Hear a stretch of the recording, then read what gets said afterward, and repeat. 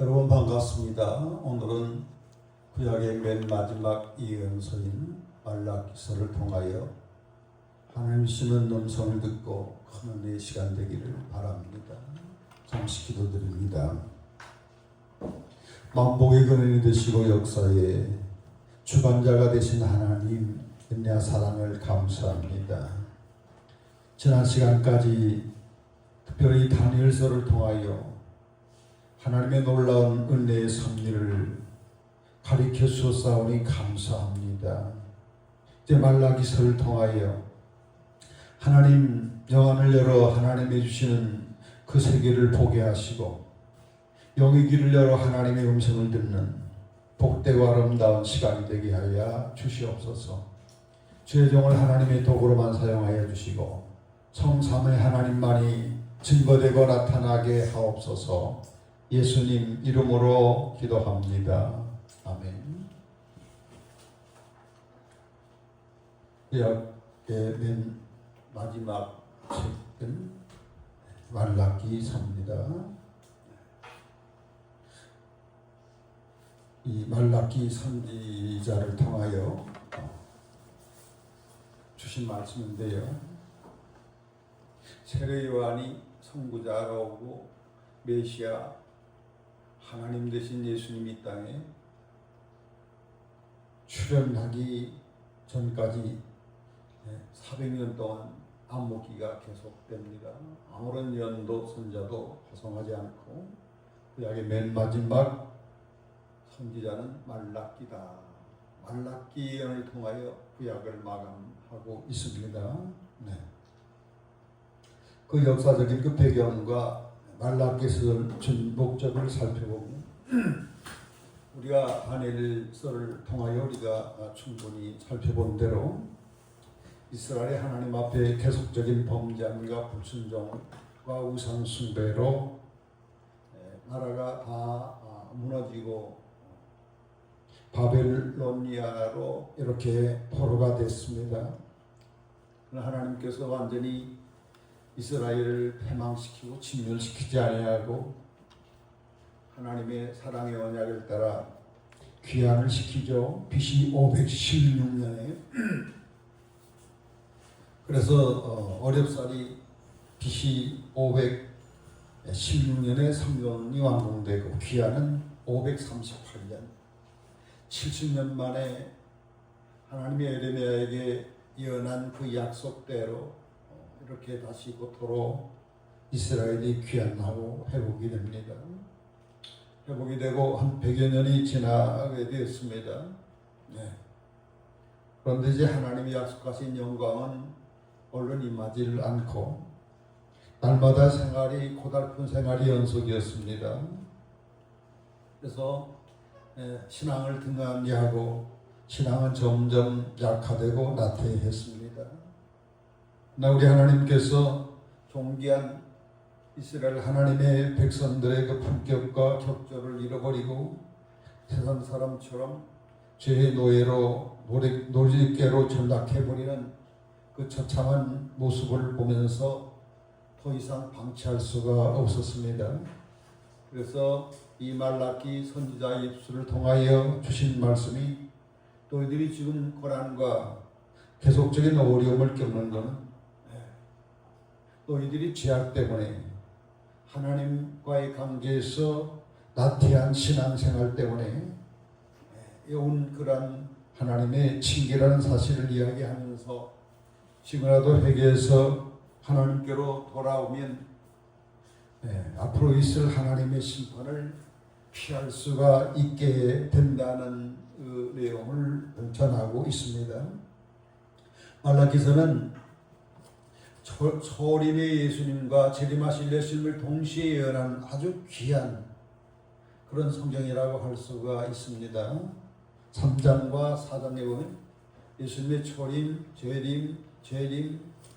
재림 전에 있을 일들을 이렇게 예언을 주시고 있는데 저와 여러분처럼 이 마지막 세대에 살아가는 우리 성도들로서는 이 다니엘서를 가까이 하면서 접할 수 있는 그런 의지와 열정이 있기를 바라면서 말라기서를 시작하겠습니다. 하나님께서 이스라엘 백성들에게 하시는 말씀이 내가 너희를 사랑하였노라, 내가 너희를 사랑했다 하는 것이 바로 일서입니다. 헬라어로는 사랑을 세 가지로 구분하고 있죠. 남녀간의 사랑, 에로스 사랑, 이건 조건적인 사랑입니다. 다음에 그보다 조금 더 숭고한 필레오의 사랑, 부모의 사랑, 부모의 형제들의 사랑, 가족의 사랑, 국가와 민족을 사랑한, 이건 시점적인 사랑이고, 하지만 여전히 제한적이고 불완전한 사랑입니다. 인간의 사랑. 그러나 하나님이 우리 인간을 사랑하는 사랑은 아가페 사랑을 이렇게 이야기하고 있는데, 하나님이 우리 인간을 사랑하는 사랑은 무조건적인 사랑입니다. 죄인에도 불구하고, 하나님을 거역함에도 불구하고 온순히 우리 인간을 사랑하는 사랑, 이례적으로 단편적인 그런 사랑이 아니라 변함없이 있는 그대로 우리가 나약함에도 불구하고 죄를 지었음에도 불구하고 변함없이 사랑하는 무한한 사랑, 인간처럼 감정과 어떤 개인의 계산이 앞서서는 사랑이 아니라 진리에 입각한 완전한 사랑을 우리 인간들에게 하고 있습니다. 그래서 우리가 잘 아시는 대로 요한일서 4장 8절과 9절 보면 하나님에 대해서 딱 한마디로 정의를 하는데, 하나님은 뭐다? 하나님은 사랑이시다라고 하나님을 정의하고 있습니다. 하나님의 성품은 곧 사랑이라는 겁니다. 하나님의 속성은 사랑이라고 할 수가 있습니다. 이러한 사랑을 하나님의 선택한 이스라엘 백성들에게, 그 사랑을 지금까지 해왔다는 사실을 말라기 입술을 통하여 말씀을 하고 있습니다. 하지만은 말라기를 통하여 주시는 하나님의 음성을 듣는 이스라엘 백성들은 의심을 합니다. 너희는 이르기를 주께서 어떻게 우리를 사랑하셨습니까? 하는도다. 뭐 하나 우리를 사랑하셔. 하나님을 사랑하면 우리들한테 복도 주지도 않고 생활은 힘들고 고달픈데 하나님 사랑이 어디 있어? 하나님이 우리를 위해서 하는 게 뭐 있어? 이렇게 하나님의 사랑을 의심하고 반문을 하는 그런 상태였습니다. 이스라엘은 물리적 안목만을 가지고 물질적인 안목에 갇혀가지고 하나님의 놀라운 은혜와 축복들이 쏟아지는데도 불구하고 그것은 보지 못하고 자신의 욕구와 자신의 기대가 채워지지 않는다고 하나님께 원망하고 멀리하는 상태였습니다. 그들의 삶은 이방인들, 세상 사람들처럼 하나님과 상관없이 삽니다. 하나님과 상관없는 말을 하고 하나님과 상관없는 행동을 합니다. 하나님과 관계없는 삶을 합니다.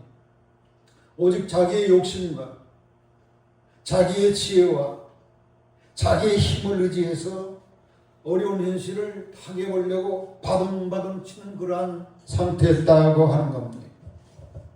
그러나 오른쪽에 우리 하나님께서 우리 인간을 행복하게 하는 참 행복의 원리를 갖고 계신데, 그것은 우리 인간이 하나님과 가까워질 때, 창조주 하나님과 사랑의 관계 속에 있을 때만 참 행복할 수 있도록 그런 원리로 이 우리 인간을 하나님의 형상대로 특별한 존재로 이렇게 창조했다는 겁니다.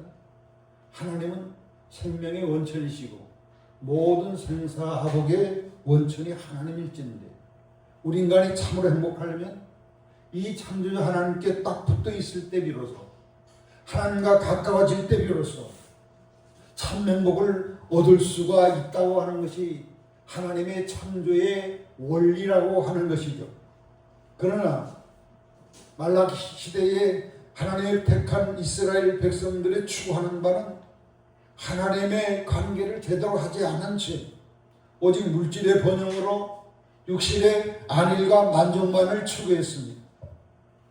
어려운 현실은 스스로의 노력으로 스스로의 지혜로 이렇게 해결해 보려고 바둥바둥 치지만은 점점 더 고통이 더 가중될 뿐이었습니다. 그래서 하나님께서 고통당하는 이스라엘 백성들을 사랑하셔서 말라기 선지자를 통하여 솔루션, 근본적으로 고통과 현실의 어려움을 타개할 수 있는 해결책을 제시하고 있는 거죠. 그것은 한마디로 하나님 앞으로 돌아와서 하나님을 신뢰하고 하나님 말씀에 귀를 기울이고 하나님 말씀대로 순종할 때 비로소 현실의 어려움들이 전능하신 우리 하나님께서 만복을 주관하신 하나님께서 해결해 주신다는 거죠. 우리들이 어려운 문제 있으면 그 문제를 해결해 보려고 우리가 인간적인 노력을 시도하지만 근본적인 해결책은 수직관계가 바로 돼야 된다. 하나님과 나와의 관계를 점검하고 바로 돼야 되는 겁니다. 영혼이 잘 돼야 범사가 잘 된다는 겁니다. 첫 단추가 하나님과의 관계가 잘못되면 아무리 애를 쓰고 노력해도 우리들이 추구하는 참된 행복의 삶을 살 수가 없다고 하는 거죠. 우리가 이러한 깨달음이 있기를 바랍니다. 네. 하나님께서 하나님의 사랑을 의심하는 이스라엘 백성들에게 한 예를 들었어요. 누구 예를 들었어요? 야곱과 형리에서 둘이는 쌍둥이죠. 야곱은 먼저 나오려고 형리에서의 발가락을 막 붙잡고 먼저 어머니 뱃속에서 나오려고 했다고 해가지고 야곱이라는 이름을 지었는데 하나님께서 야곱의 부모에게 하나님의 섭리를 가르쳐 줬어요. 나중 나온 자가 동생이 더 크게 되리라. 하나님이 선택적 사랑이 에서 형한테 있지 않고 나중 나온 야곱에게 하나님의 특별한 선택적 사랑이 있다는 사실을 부모에게 비밀을 가르쳐 주었어요. 그래서 하나님께서 야곱은 사랑하고 에서는 미워했다는 겁니다. 야곱을 어떻게 사랑했습니까? 야곱은 굉장히 날 때부터 욕심꾸러기고 문제가 많은 자입니다. 그럼에도 불구하고 하나님께서 야곱을 선택적 사랑으로 사랑을 하셨어요. 신명기 7장에 보면 하나님이 세계 열국 가운데 선민국가로 이스라엘을 딱 선택한 이유가 숫자가 많기 때문이 아니라 가장 숫자가 적은 나라지만 하나님이 사랑했기 때문에 그 이스라엘을 사랑했기 때문에 선택했다고 하나님께서 모세를 통하여 말씀하고 있습니다. 아까 말씀드린 것처럼 야곱이가 엄마 뱃속에 있을 때부터 선택을 했어요. 귀하게 앞으로 축복해서 쓰시려고 말이죠. 그러면서 야곱과 이스라엘 백성들에게 약속을 했어요. 너희들 결코 떠나지 않을 것이다. 죄를 지어도 너희들 버리지는 않겠다. 늘 함께 할 것이니까 두려워하지 말고 담대하게 이렇게 살거라. 그러나 야곱 족속 이스라엘 백성들이 계속 범죄하고 계속 죄를 지고 하나님이 그때마다 어떻게 해초를 됐습니다. 사랑하는 사람에게 사랑하는 자식이 더 해출되는 거죠. 저 이스라엘 나라처럼 고통과 불행이 많은 나라는 없어요. 사랑하는 만큼 바르게 되기 위해서 진노를 많이 했는데 다른 나라하고 다른 점은 이 나라는 매는 때리지만은 진노는 하지만 진노 중에도 뭘 잊지 않았다? 긍휼 불쌍히 여기서 완전히 나라를 진멸시키지는 않았어. 자, 비유로 에서 나라, 에돔 나라. 지금 지구상에 에돔 나라가 없어요. 이스라엘 나라가 있어요. 에서가 세운 에돔 나라가 없어요. 에서 에돔 나라는 처음에 많은 현실적인 축복이 이스라엘보다 또 빨리 복을 많이 받았어. 숫자도 많아. 그러니까 교만해가지고 복 주신 하나님 없이 이들이 인본주의로 살고 형제 국가인 야곱 이스라엘을 업신여기고 뿐만 아니라 아주 괴롭히는 그 일을 함으로 말미암아 하나님께서 진노를 하셨는데 완전히 황폐하게 시켜 안개가 사라져버린 것처럼 구름이 사라진 것처럼 에서의 나라 에돔 나라 지구상에 완전히 없도록 만들었다는 겁니다. 사절에 나오죠. 에돔이 말라기를 에서의 나라. 우리가 무너뜨림을 당했으나 황폐한 곳을 다시 쌓으리라 하거니와. 하나님이 무너뜨리는데 수익관계에서 이렇게 솔루션을 찾아야 되는데 자구적인 노력으로 자기 강자만을 믿고 자기의 치만을 믿고 문제를 해결하려고 하니까 하나님께서 쌓을수록 다 헐어버리고 그래서 영원한 진노로, 진노가 그냥 진노가 아니라 무슨 진노? 여호와의 영원한 진노를 받은 백성이 되어버리고 말았어. 우리는 하나님의 진노를 징계를 안 받을 수가 없지만 에돔 나라처럼 영원한 진노를 받으면 안 됩니다. 아멘.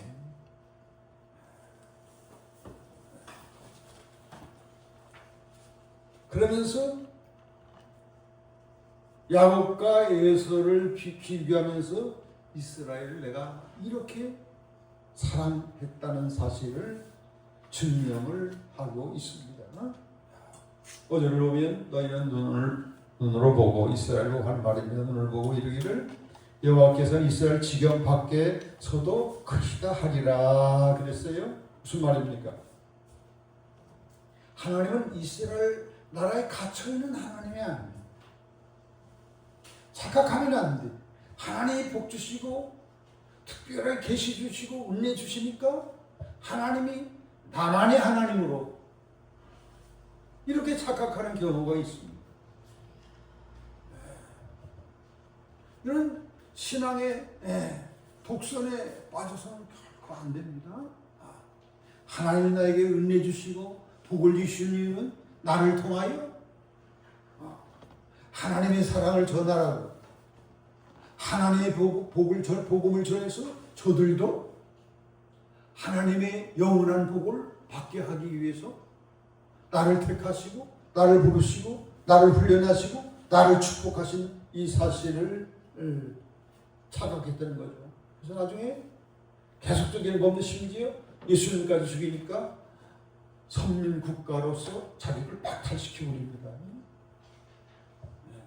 그래서 선민국가의 자격은 누구나 그리스도를 믿는 자에게 그 특별한 섭리를 주신 거예요. 자, 조금 집중합시다. 하나님께서 야곱을 택할 때에, 모태에서 택할 때에, 이스라엘 선민국가로 택할 때에 하나님께서는 당신께서는 아름다운 그림을 갖고 계셨어요. 간절한 소원이 있었어요. 첫째, 세가지인데 야곱이 이스라엘이 하나님 알게 되기를 원했습니다. 하나님 알게 되기를 원했어요. 하나님은 야곱을 사랑하는 것으로도 행복했어요. 모세의 어머니가 누구죠? 요게벳인데 그 역사를 제가 생각하겠습니다. 애굽 왕실의 바로의 공주의 아들로 이렇게 성장할 때에 젖을 물리고 양육한 사람은 친어머니 요게벳입니다.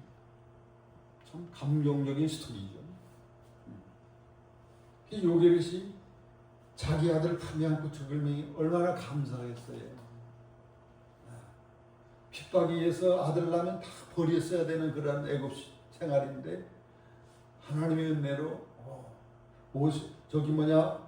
바로 왕실의 공주의 눈에 발견돼 가지고 공주의 아들로 성장, 꿈과 같은 하나님의 정말 이 축복 역사가 일어났어요. 그래서 유모를 찾는데 누가 피택이 된 거예요. 생목 요괴에서 자기 죽을 줄 알아서 버리면 돼. 자기 품에서 젖을 먹일 때 얼마나 행복하겠어. 그러나 엄마의 마음속은 한가지의 소원이 있다는 거예요. 이 모세가 나중에 내가 바로 엄마인 줄을 알고 어머니하고 사랑하는 관계가 되기를 얼마나 바라겠어. 우리 하나님도 마찬가지입니다. 하나님 우리를 충분히 사랑하시고 사랑한수록 하나님 행복하십니다. 그러나 하나님의 마음속에 하나의 소원 큰 그림이 있습니다. 너희들이 나를 알아주고 나의 사랑을 깨닫고 나의 사랑 안에서 서로 신비한 사랑을 나누기를 원하신다고 하는 겁니다. 그래서 호세아서 6장에 보면 하나님을 힘써알라. 하나님을 힘써알라. 하나님을 힘써알자. 우리 하나님 앞에 드리는 제사, 예물 이것보다 하나님은 하나님 아는 걸 더 원하시고 하나님을 사랑하는 걸 더 원하신다. 이렇게 했어요. 다음에 두 번째, 하나님의 아름다운 그림, 하나님의 간절한 바람은 이스라엘이 변화되는 모습을 보고 싶었어요. 그래서 자식을 키우면 자식이 성장하고 변화되는 모습을 보고 변화 안 되고 성장하지 않은 부모들이 근심이 있습니다. 우리는 자녀를 키우면서 하나님의 마음을 이해하고 신앙이 더 차원 높게 깊이 들어갈 수가 있습니다. 그래서 하나님께서 우리들에게 가족을 주고 자식을 주는 거예요. 깨달을 수 있기를 바랍니다. 하나님의 형상으로 날마다 거룩해지기를 축복합니다. 신앙이 자라기를 축복합니다. 다음에 세 번째, 하나님이 이스라엘 백성들에게 향한 아름다운 그림. 세 번째는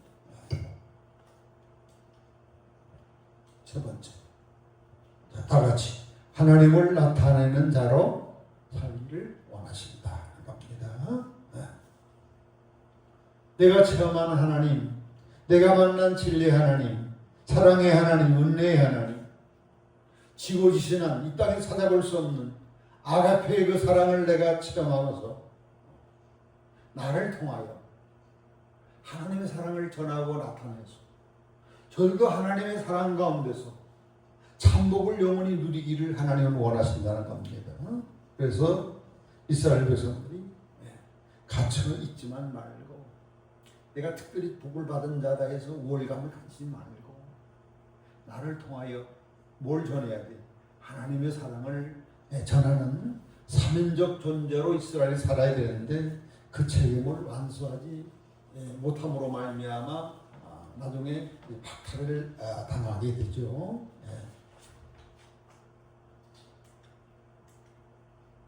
자, 아주 중요한 성경 기절을 여러분들 앞에 소개하겠습니다. 출애굽기 19장 5절, 3절부터 6절까지 보면 적이 있어요. 여기에도 하나님이 이스라엘 백성들을 택한 그 이유, 특별한 선택적 사랑을 부어주신 하나님의 큰 그림을 여기서 우리가 알 수가 있습니다. 자, 모세가, 정말 집중합시다. 모세가 하나님 앞에 올라갔어요. 신의 산으로 올라갔어요. 산에서 모세를 부릅니다. 신의 산으로 부릅니다. 그래서 직접적으로 돌판에다가 하나님이 불로 직접적으로 십계명을 새겨서 그리고 율법들을 주십니다. 누구에게 말하라고? 야곱집. 아까 야곱 나오죠. 야곱은 이름이 나중에 뭘로 바뀌죠? 이스라엘로 바뀝니다. 그래서 지금 이스라엘 나라의 이름은 야곱의 변형된 이름이다. 새 개명된 이름이다. 오케이? 예. 야곱의 집에 말하라는 겁니다. 이스라엘 자손에게 말하는 겁니다. 뭘 말하는 거냐? 예.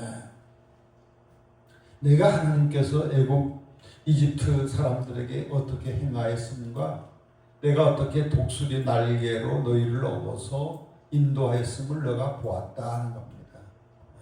출애굽의 사건을 이야기하고 있어요. 430년 동안 애굽에 정살이하는 비참한 노예 생활하는 가운데 하나님께서 모세를 보내가지고 해방을 시키는데 독수리의 날개를 업어 인도했다 그랬어요. 강력한 하나님의 능력으로 애굽 나라 10가지 재앙을 부잖아요. 나중에는 장자들 다 죽입니다. 바로 왕의 장자까지도 치지만 이스라엘 가정에는 개, 강아지 혀 하나 또 이렇게 상하지 않도록 이렇게 철저한 하나님의 보석에서 출애굽을 하나님이 시켰다는 거예요. 그래서 이 출애굽 사건은 이스라엘 역사의 이스라엘 국가 형성의 시발점이 바로 출애굽 사건입니다. 우리들한테도 영적인 출애굽이 있죠. 예수 그리스도를 통해서 죄 사함을 받고 성령으로 다시 태어나는 출애굽. 이 사건, 이 은혜를 우리 평생 잊어서는 안 돼요. 하나님은 이걸 말씀하고 있어요. 내가 너희들을 얼마만큼 사랑하는지를 압니다. 아까 야곱과 에서의 비유를 이야기했지만 오늘 출애굽기 19장이 중요한 장을 여러분한테 소개합니다. 독수리 날개를 업어 인도했다는 거예요. 기적적으로, 능력적으로 홍해를 막 가르고 특별한 은혜로 하나님의 능력으로 은혜를 있게 해서 인도해서 이스라엘이 태동하게 됐다는 겁니다. 그래서 하나님께서 계속 말씀합니다. 세계가 다 하나님께 속한 것이라는 겁니다. 이스라엘에게 국한된 하나님의 거기 속에 갇혀있는 하나님이 아니에요. 온 세계가 다 하나님의 것이라는 겁니다. 너희가 내 말을 잘 듣고 하나님의 말씀 잘 듣고 하나님의 언약을 지키면 너희가 모든 민족 중에서 내 소유가 될 것이다 그랬어요. 소유. 하나님이 특별히 사랑받는 그러한 소유, 특별한 사랑의 선택지가 바로 이스라엘 백성들에게 있다고 하는 겁니다. 뭐 하면 하나님의 언약, 하나님 말씀에 순종하면. 순종만 하면 이스라엘은 특별한 하나님의 사랑이 계속적으로 오는 거예요. 그리고 내게 대하여 제사장 나라가 되게 하겠다 그랬어요. 제사장 국가. 제사장은 뭐죠? 하나님의 백성을 대신해서 이렇게 예물을 올리고 백성들을 가르치고 인도하는 것입니다. 세계를 가르치고 인도하는 세계의 중심 국가로 제사장 국가로 이스라엘이 되게 하겠다는 거예요. 하나님께서. 그리고 거룩한 백성이 되게 하리라 그랬어요. 거룩한 백성, 구별된 백성.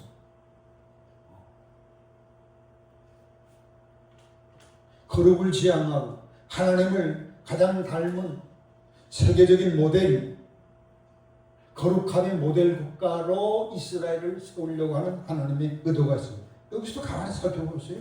아까 말씀드린 것처럼 하나님의 큰 그림이 세 가지로 나와요.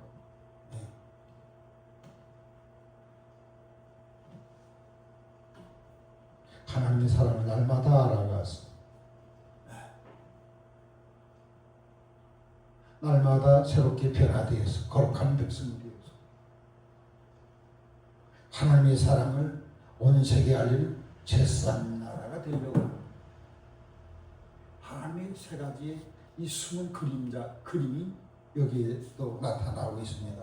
자, 이스라엘은 각별히 세계에서 각별히 사랑과 복을 받은 나라예요. 정말 감사할 것들이 너무 많죠. 생각해보면. 감사란 말은 영어로 think입니다. Thank you.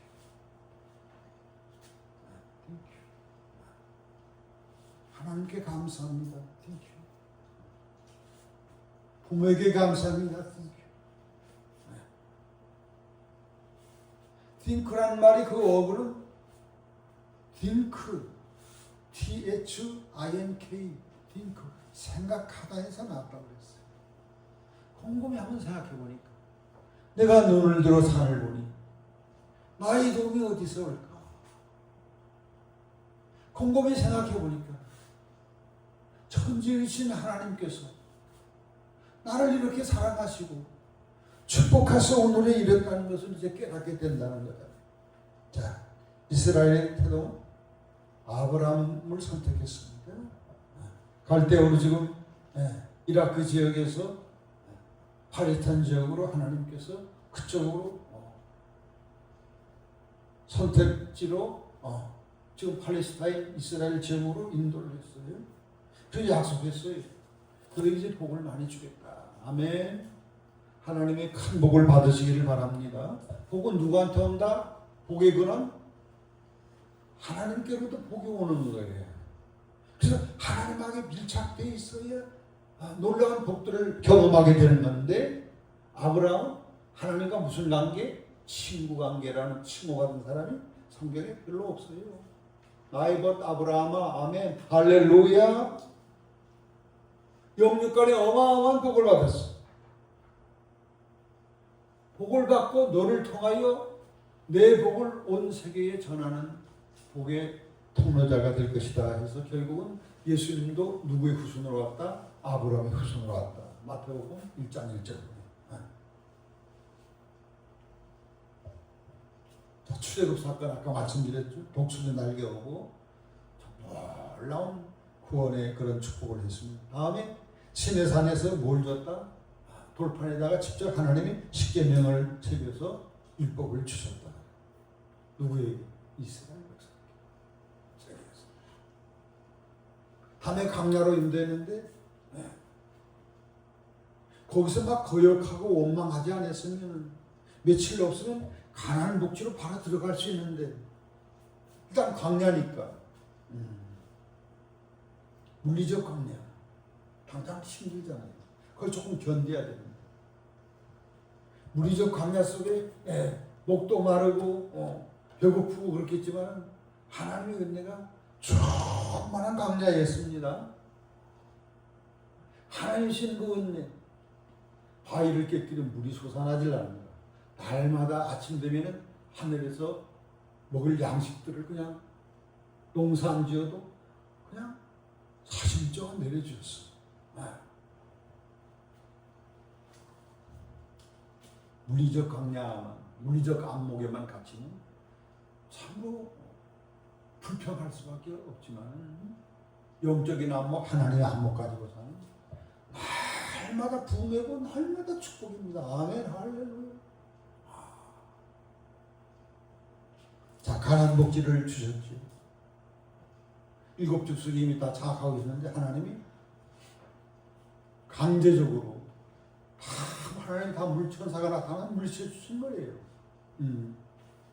그리고 왕을 세우지 않고 하나님이 직접 선지자를 통해 가지고 신정 통치를 이루니까 그 나라가 완전한 나라, 하나님이 통치하는 나라예요. 어마어마한 꿈과 같은 축복을 주신 거예요. 그런데 하나님이 주신 가나안 복지에서 한 800년밖에 못 살았어. 거기서 더 욕심내가지고 다른 나라, 세상 나라 부러워하면서 그들이 신을 수입하다가 우상 숭배하고 하나님을 노엽게 해서 결국은 BC 580년에 바벨론에 의해서 멸망당하죠. 바벨론 나라의 먼 나라로 다 인질로 끌려갔어. 에돔처럼 진멸시키지 아니하고 긍휼을 베푸사 70년 만에 다시 팔레스타인 땅으로 귀환해가지고 성전을 짓고 이런 은혜를 주셨는데도 불구하고 오늘 말라기에서 보면 하나님 우리 사랑한 게 어디 있어요? 다음에 말라기 이후 400년 후에 누구를 보내셨다? 하나님 예수 그리스도 메시아가 이스라엘 땅에 오는 거예요. 다른 나라 이스라엘 땅에 왔어.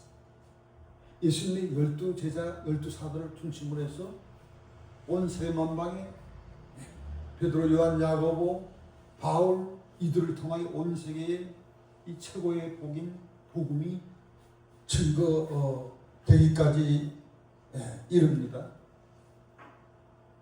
그러나 이들이 하나님 앞에 큰 죄를 범해서 하나님이 보신 하나님이신 예수님을 십자가에 죽인 사람. 그래서 하나님께서 그 나라를 멸망을 시키니까 로마에 의해서 세계 도처에 디아스포라로 다 흩어져 가지고 나라 없이 거의 2000년 가까이 가는 데마다 이건 예수 죽인 이 민족들이라고 하면서 탄압을 받고 히틀러 시대에는 600만 명이 비참하게 학살당한 게 바로 이스라엘인데, 그런데 불구하고 진멸하지 아니하시고 1943년에 드디어 팔레스타인 지역에 이스라엘 국가가 독립되는 놀라운 하나님의 은혜를 베풀어 주십니다. 그러나 이미 예수님을 죽였기 때문에 하나님 언약에 순종하면 제사장 국가라고 했는데 순종하지 않았기 때문에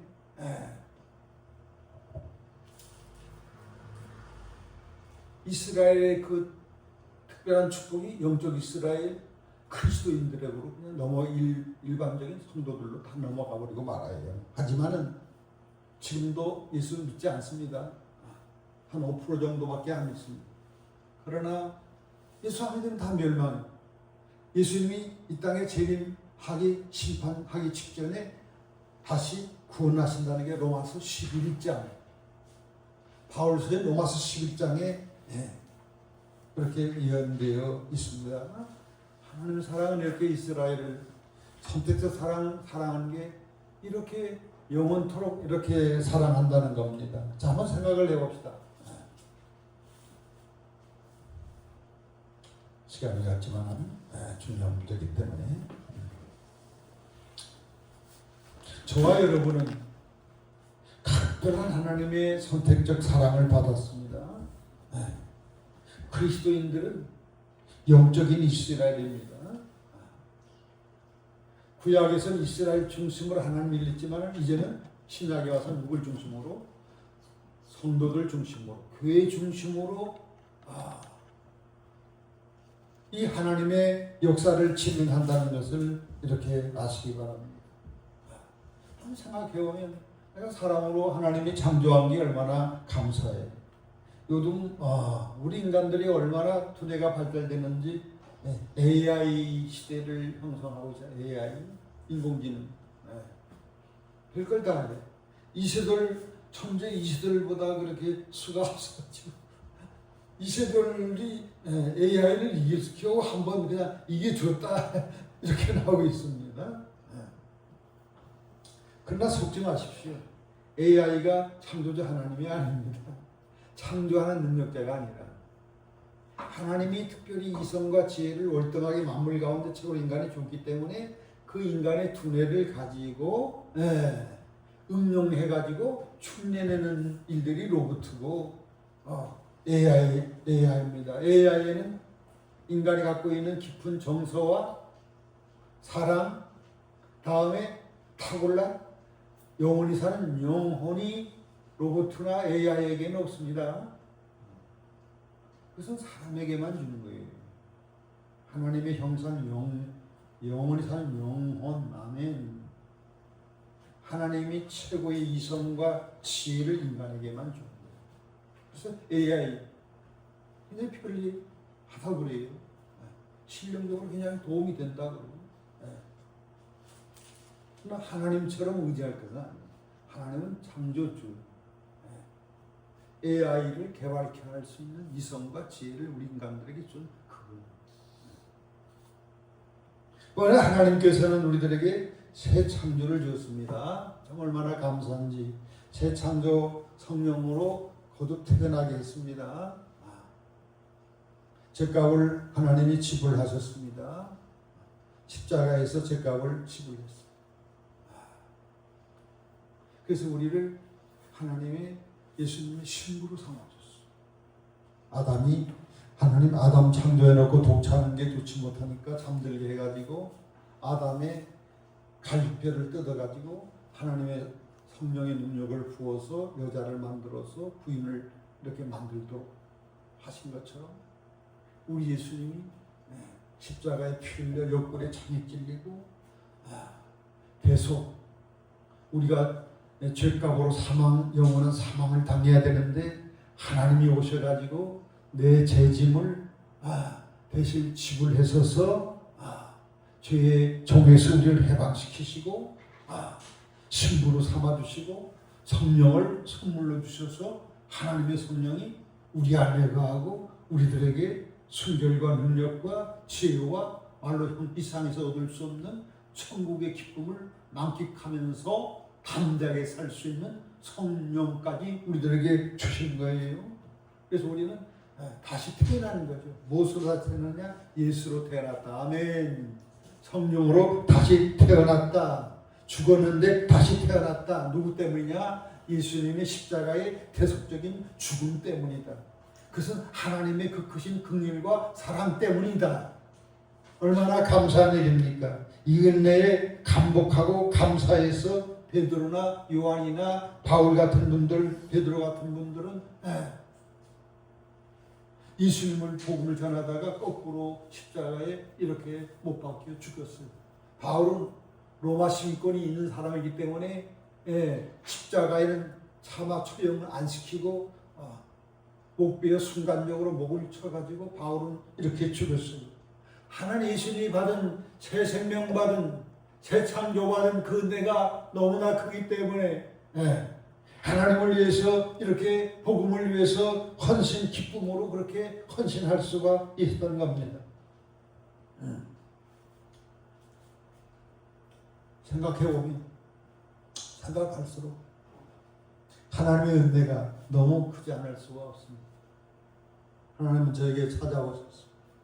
지금부터 50년 전에 300년 전에 제가 인생 문제로 철학적인 그런 고민으로 방황할 때에 나를 찾아주시고 나를 만나주시고 나를 어루만져 주시고 나를 선택해 주셨어요. 나를 불러주셨어요. 그래서 진리를 깨닫게 하셨어요. 뿐만 아니라 진리 안에서 이제 생활하게 하셨어요. 그리고 그 하나님이 알려주신 그 진리를 전하면서 살게 했습니다. 얼마나 행복된 인생을 삽니까? 그래서 가고 저는 하나님의 일을 하면서 참 불순종을 밥 먹듯이 많이 했습니다. 그러나 하나님은 나를 버리지 않았어. 언젠가 하나님께서 저에게 말씀하셨어요. 나는 너를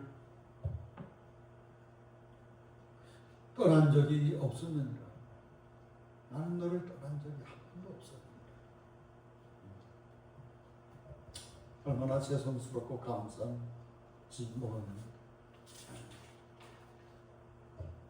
자, 조금만 더 하고 마칠게요.